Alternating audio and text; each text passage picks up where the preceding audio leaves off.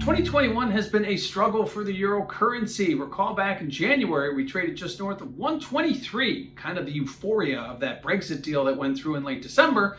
But since it's been kind of a steady trade lower, culminating a few weeks ago at about 118.30, so it moved from just north of 123 down to just above 118.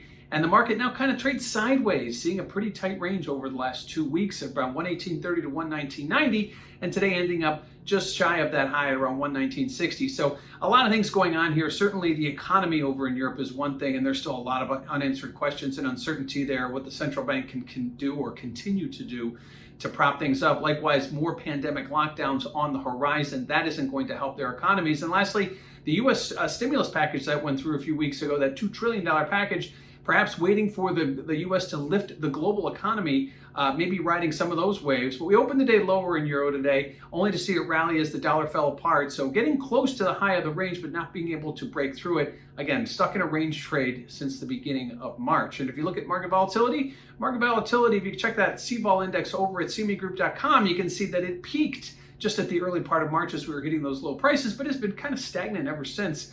Kind of a little bit of a choppy trade, but a narrow range nonetheless as we continue to trade the range in the euro currency. So until we break out of this 2-week range, maybe trade below 118.30 or back rally above 119.90, likely we'll see volatility to continue to trade sideways as well. And lastly, looking at the positioning, speculators have been exiting their longs in euros. Going back to the beginning of the year, it's been a pretty steady exit. If you look at a chart from the CFTC, you can see those speculators have been just giving them away every week.